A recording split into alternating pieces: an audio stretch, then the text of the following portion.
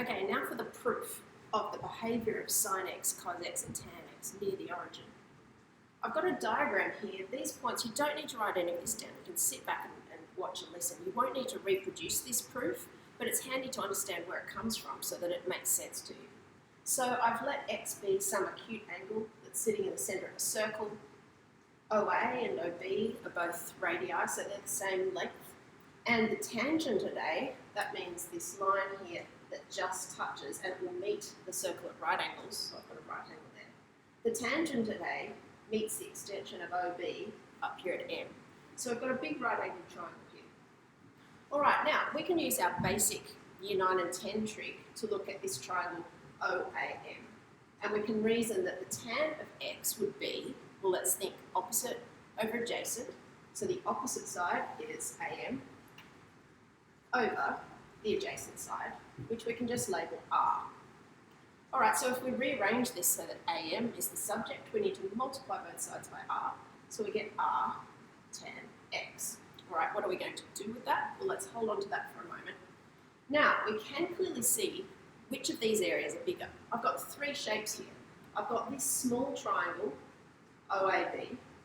I've got a sector, OAB, which is a little bit bigger, and that's obvious because this area in here has some size to it. And then I've got the big triangle, OAM. So we can quite easily see that the area of the small triangle is smaller than the area of the sector, and that's smaller than the area of the big triangle. That's quite logical. Alright, do we have a formula that helps us find the area of this small triangle?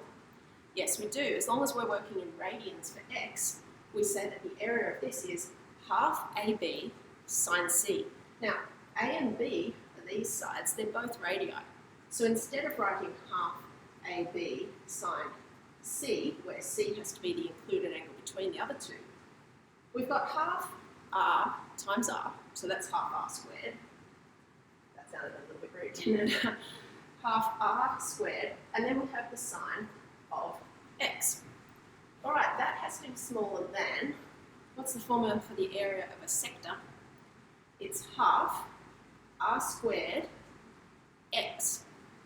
So we have half R squared x, where x is actually just in radians. And then do we have a formula for the area of this big triangle? Well, we can use half base height for this one, can't we? Half of the base, so we want half of R times AM. Let's write that down. Half of R, AM. They've all got half R squared, half R squared. This one's just half R. Can we rearrange this? Well, yes, we can. Earlier we found that AM was R multiplied by tan x. So can I substitute this in here? I think so. So let's rub out our AM and replace it with R. So if we're doing R times R, that's R squared. And we'll have tan x there. Alright, can we simplify everything? Why don't we divide everything by half R squared? We will just get sine x must be smaller than x, which must be smaller than tan x. Now, this should be familiar for very small angles of x, because we've already zoomed in on that area near the origin with our trig curves, remember? And we saw that if we have the line y equals x, and we have y equals tan x, that shouldn't dip under there, by the way, that should just stay above, and we have y equals sine x, we can clearly see here that as long as x is positive and 0 to 90 degrees, sine x is always lower than x, and it's always lower than tan x. So this actually rings true with something that we've just seen. Y equals x is in the middle, y equals tan x is sitting just above it, y equals sine x sits just below that. So let's put a box around this one. We don't need to write down the whole proof, but let's write down this as an important rule to know. And you could put it right next to this diagram you've already got in your book to reinforce here what you've learned. Now, does it work for all values of x? Will it work over here when x is negative? No, it won't, because the tan curve will actually sit down here, sine curve will sit up here. So we need to put something with this, let's write when x is between 0 and, now we're working in radians, so we don't want to write 90 degrees. Let's write pi on 2. Sorry, that's a little bit messy. So when x is between 0 and pi on 2. And then beside that, we could write down that other relationship that occurs when x is between 0 and minus 90 degrees, or minus pi on 2. Remember, we're always working with radians when we're dealing with these identities. We saw that tan x was the one that sat down lowest. So it was the lowest value, and it's smaller than x, which is smaller than sine x for those values of x. Now, if we take that first identity that we saw when x is between 0 and pi on 2, if we divide each of these three terms by sine of x, we get an identity that should still be true. We'll have 1 is smaller than x over sine x. And then to get this one, all I've done is I've reasoned that tan of x is sine x over cos x, isn't it? So if I divide it by sine x, that's the same as multiplying and flipping. So it's the same thing as multiplying by 1 over sine x. And as you can see, the sine x is cancelled there. And that's how I got my 1 over cos x. So if this identity is true, then this one must also be true. Now here's something that we know. We've already seen that as x approaches 0 and is really, really small, the cos of x is 1.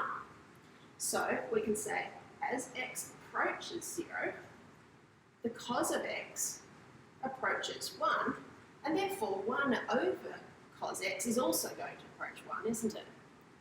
So we're going to have this little expression here, x over sine x, wedged between something that's 1 and something else that's approaching 1, and that tells us it too must be approaching 1 as x approaches 0.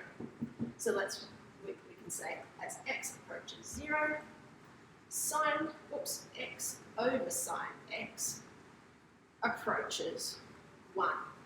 And if it approaches 1, then we know that we can say it is roughly equal to 1. And if it's roughly equal to 1, then these two things must be roughly equal to each other. So therefore, x must be roughly equal to sine x. Now, all this is under the proviso that x is very small and that it's measured in radians.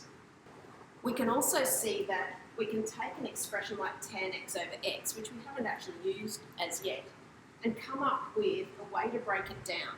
Now, I know that tan x is sine x over cos x, so if I build a little expression here with sine of x on the top, cos of x on the bottom, that gives me the tan x part. And if I put 1 on the top here and x on the bottom there, I've actually got two things that multiply together to make this. Now, one of them and the other are both in this expression above. Well, this one's upside down, but we know that if something approaches 1, the reciprocal of it will also approach 1. So we can see then that if these two are approaching 1 as x approaches 0, then tan x over x must also approach 1. And as it's approaching 1, we can see that tan x and x must be approaching each other, or getting to be so close to the same value that they're very similar. Now remember, again, this is assuming that x is very small and that it's measured in radians.